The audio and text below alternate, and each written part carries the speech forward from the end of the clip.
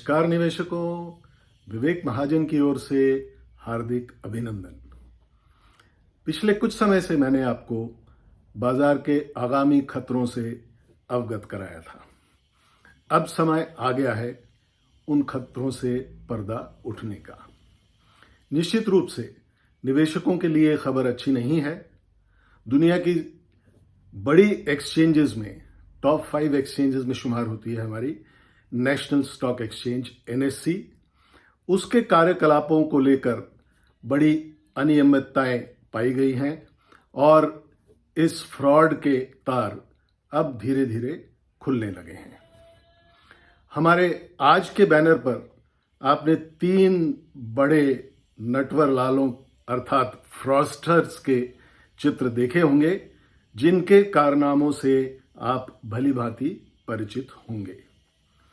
हर्षद मेहता, केतन पारेख और रामलिंग राजू सत्यम वाले, जिन्होंने निवेशकों को गुजरे समय में करोड़ों का चूना लगाया, अब जल्द ही इस श्रेणी में एक नया नाम जुड़ने वाला है। ये नया नाम NSE की भूतपूर्व अध्यक्ष यानी CEO चित्रा रामकृष्णन का होगा या भूतपूर्व COO यानी चीफ ऑपरेटिंग ऑफिसर आनंद सुब्रमण्यन का होगा, यह भविष्य ही बताएगा। परंतु इन दोनों की मिलीभगत की कहानी किसी बॉलीवुड सस्पेंस थ्रिलर से कम नहीं है। बंटी और बबली की इस जोड़ी ने कैसे कॉर्पोरेट गवर्नेंस के सारे नियम ताक पर रखते हुए NSE को एक सर्कस का अखाड़ा बना दिया, आज इसी विषय पर हम चर्चा करेंगे और जानने का प्रयास करेंगे कि आने वाले समय में निवेशक इस माहौल में अपने आप को कैसे सुरक्षित रखें। आगे बढ़ने से पहले आपसे एक निवेदन, वंडरफुल एक्सपीरियंसेस नाम के इस चैनल को सब्सक्राइब कर लें और यदि आपको आज का ये अंक पसंद आए तो इसे लाइक करें और अपने ग्रुप्स में शेयर करें। तो आइए आगे बढ़ते हैं। शेयर बाजार में किसी भी कंपनी के शेयर की कीमत उसके फाइनेंशियल परफॉर्मेंस द्वारा तय की जाती है, जिसके 2 प्रमुख पैमाने होते हैं, EPS यानी अर्निंग पर शेयर और PE रेशो यानी price to earning ratio. Bharat में हमारे बाजारों का औसत PE रेशो 17 से 18 के बीच रहा है। जब भी यह PE रेशो औसत से बहुत ऊपर चला जाता है तो किसी स्कैम का उजागर होना लगभग तय माना जाता है। पिछले बुल रन में यह PE रेशो 25 से ऊपर भी चला गया था, इसलिए बाजारों में क्रैश होना स्वाभाविक माना जाना चाहिए। लेकिन बाजारों को गिरने का बहाना चाहिए, जो अब शायद NSE स्कैम के रूप में सामने आ रहा है। आइए आसान भाषा में NSE स्कैम को समझने का प्रयास करते हैं। NSE स्कैम के प्रमुख किरदार हैं चित्रा रामकृष्णा, भूतपूर्व अध्यक्षा यानी MD and CEO NSE, तथा आनंद सुब्रमण्यन, NSE के ग्रुप COO यानी चीफ ऑपरेटिंग ऑफिसर। गुजरे सप्ताह मार्केट रेगुलेटर सेबी द्वारा 190 पृष्ठ की एक रिपोर्ट प्रस्तुत की गई है, जिसमें चित्रा रामकृष्णन द्वारा एक अज्ञात व्यक्ति से NSE की आंतरिक कॉन्फिडेंशियल जानकारी साझा करने तथा आनंद सुब्रमण्यन की नियुक्ति को लेकर गंभीर कॉरपोरेट गवर्नेंस के सवाल उठाए गए हैं। चित्रा अप्रैल 2013 से दिसंबर 2016 तक NSE की MD रह चुकी हैं। सेबी का आरोप है कि यह बातें NSE बोर्ड की पूरी जानकारी में थीं, फिर भी सेबी से इसे छुपाया गया। अपनी सफाई में चित्रा ने सेबी को बताया कि वह एक अनाम व्यक्ति के इशारों पर NSE का कार्य संचालित कर रही थी।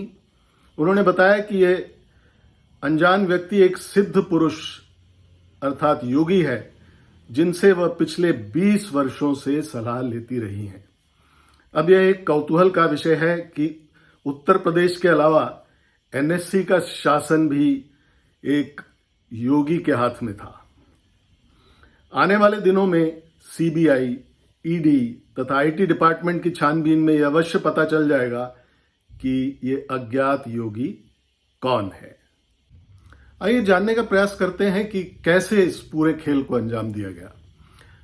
आनंद सुब्रमण्यन, जिनकी एनुअल इनकम उनकी पिछली company Balmer and Lawrie company में मात्र 15 लाख थी और उन्हें स्टॉक एक्सचेंजेस के संचालन का कोई पूर्व एक्सपीरियंस भी नहीं था, कैसे एक अज्ञात योगी की सलाह पर चित्रा ने उन्हें अपना सलाहकार बनाया और वो भी 1.5 करोड़ की सालाना सैलरी पर, और उसके बाद सीओओ पद तक उनकी प्रमोशन बढ़ते बढ़ते अगले 2-3 वर्षों में हुई, जहां उनकी एनुअल इनकम बढ़ाकर 4.5 करोड़ तक पहुंच गई सन 2013 और 2015 के बीच। इसी के साथ ही कोलोकेशन नाम का एक फ्रॉड एनएससी के द्वारा रचा गया, जो 2009 से चल रहा था। हाई फ्रीक्वेंसी ट्रेडिंग, जिसे एचएफटी कहा जाता है, तथा कंप्यूटर बेस्ड एल्गो ट्रेडिंग, जिसके बारे में आप आज सुनते होंगे, इसके जरिए कुछ बड़े ब्रोकर्स ने एनएससी की मदद से आम निवेशकों को करोड़ों रुपए का चूना लगाया, जो अभी तक जारी है। 2015 में सेबी की टेक्निकल एडवाइजरी कमेटी यानी टीएसी में यह पाया गया था कि 15 स्टॉक ब्रोकिंग फर्म्स से एनएससी का डाटा एक प्रिविलेज्ड एक्सेस के रूप में उन्हें मुहैया कराया गया, जिनका फायदा उठाकर इन ब्रोकिंग हाउसेज ने इनसाइडर ट्रेडिंग के तहत अतिरिक्त मुनाफा कमाया।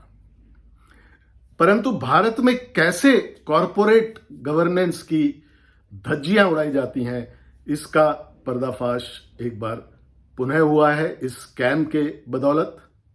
यहां पर एनएससी ने विगत वर्षों में कैसे आम निवेशकों को चूना लगाया, आज उसकी पोल पट्टी धीरे धीरे खुल रही है।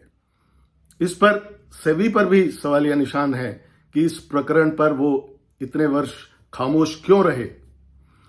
आज मात्र 3 करोड़ की पेनल्टी चित्रा रामाकृष्णन पर लगाकर उन्हें छोड़ देना अपने आप में एक गलत कदम है। आने वाले दिनों में हम इस फ्रॉड का प्रभाव शेयर बाजार में देखेंगे। निवेशकों से निवेदन है कि अपना स्टेक बाजार में धीरे धीरे कम करें और आने वाले कुछ समय के लिए नए निवेश से बचें, क्योंकि एक बड़ा क्रैश बाजार में आने के इंतजार में है। ये क्रैश कब और क्यों आएगा, इस पर जल्द ही एक विस्तृत वीडियो लेकर मैं प्रस्तुत होऊंगा। शायद कल सुबह तक आपको वो डिटेल वीडियो मिल जाएगा, उसका इंतजार कीजिए और अपने निवेश का ध्यान अवश्य रखिए। तब तक के लिए Indian investor of the year के इस विशेष अंक में बने रहने के लिए आपका तहे दिल से शुक्रिया। नमस्कार।